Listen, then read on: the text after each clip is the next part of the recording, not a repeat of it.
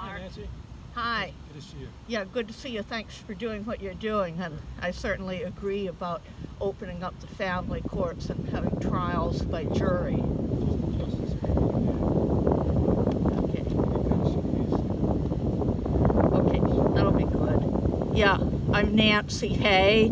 I'm the mother of Sabrina Slater, who is 13 years old now, but I haven't been allowed to see her since she was 2 years old, which is really sad, and I'm told I won't be able to see her until she turns 18, but I've been putting things on the internet that will hopefully make it easier for her to find me when she does turn 18, such as the sign over here that tells that she was born on April 3rd, 2005 at, I know of a Fairfax hospital, and that I'm her birth mother and how she can contact me.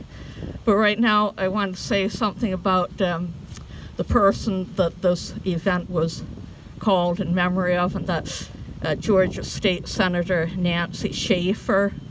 In February of 2005, she released a blistering assessment of the bureaucrats entrusted to protect children. She stated, and I quote, "I believe Child Protective Services nationwide has become corrupt and that the entire system is broken almost beyond repair.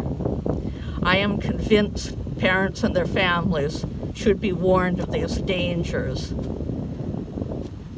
Since my own loss of my daughter to Sabrina to CPS custody in 2005, I have made it my goal to warn others, including new and expectant parents, of the dangers of CPS false accusations and removal of children from fit parents. I will warn all of them, including anyone planning on having children or those going through fertility treatment, that anyone who is vulnerable in any way through economic hardship or pre-existing medical conditions such as depression or learning disabilities is likely to be targeted by CPS because they target the most vulnerable. CPS workers only need one anonymous phone call from a hotline to remove children, regardless of the facts. The calls can come from anyone with an axe to grind, such as a vindictive ex-spouse, a nosy neighbor, or a disgruntled relative, or anyone who disagrees with the way a parent disciplines their children. Ms. Schaefer warned us about the financial incentive that child protection agencies have for separating families. On January 31st of 1974, President Richard Nixon signed Public Law 93-247, the Child Abuse Prevention and Treatment Act, or CAPTA. This act ostensibly addressed a growing awareness of the problem of child abuse, ranked by some polls as one of the 3 most pressing national problems in the early 70s. It resulted in effects more far-reaching and consequences more devastating than the designers could ever have imagined. The director of the Washington, D.C. office of the Child Welfare League of America, William Lunsford, articulated the resultant dichotomy in terms of the medical view of abuse and neglect versus the state's view. Medical professionals define abuse as an individual problem to which individual treatment must be applied. Child welfare services, however, view the government as a provider with equal or greater responsibility in bringing up a child. As in most bureaucracies, global programs and universal maxims are easier to apply than individual treatment. So the government steps in because the state agencies receive federal grants under the CAPTA legislation to place children into foster care or with adoptive families. They receive no financial incentive to work with the biological families to remedy problems that the biological families may be having in terms of economics or medical problems. The idea that the government is more qualified than biological parents to know how to best raise a child sets a dangerous precedent.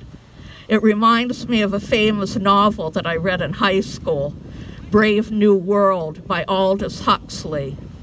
In this novel, all babies were conceived in vitro by anonymous sperm and egg donors. Several generations of people grew up never knowing who their biological parents were and were raised by government agencies. Each of these individuals, upon reaching puberty, had their own sperm and eggs harvested to make for the next generation of people. This was done because the rulers and the government thought they knew what was best. They promoted the idea of the loving nuclear family as being archaic. It often seems that this is the kind of world we are headed for today, if the current child welfare system is left to continue. I grieved when I learned of the sudden death of Nancy Schaefer in 2010. I questioned the official report that she and her husband had a suicide pact. People who were close to the couple said there was no signs that either of them were feeling depressed or suicidal. I suspected foul play because Ms. Schaefer had made many enemies, including workers and child welfare agencies, who would have lost their jobs if she had had a chance to put her reforms into effect. We should all continue her legacy by continuing to speak out for the children and for the parents from whom they have been separated. I encourage people to listen to the stories of the families who have been victimized by CPS, including the stories of foster children who have aged out of the system. The statistics show that the only way most children ever get out of foster care is when they age out of the system at age 18. But they will certainly have their own stories to tell about how their lives were affected by the system. I've spoken to many people about the problem of CPS corruption, including to the legislators in the state of Virginia and to the National Congress here on Capitol Hill. But unfortunately, for the most part, I have still found that most politicians of both parties are very reluctant to stick their necks out and to do anything about the corruption of CPS and of the judges in the family court that enable their crimes against families. Since this is not a partisan issue, I urge people who engage in chat groups on Facebook, Twitter, and YouTube not to make it one. It's not about Democrats versus Republicans or liberals versus conservatives. People of any political persuasion can become victims of CPS corruption. They all deserve our empathy. We need to work to shut down the system by taking away the financial incentives to separate children from families. I'd be glad to take any questions from the audience if there are any. You may also still visit my website at www.kitandnancy, that's KITANDNANCY.com. The site is actually under construction at this time, but hopefully you'll still be able to find some links there that work.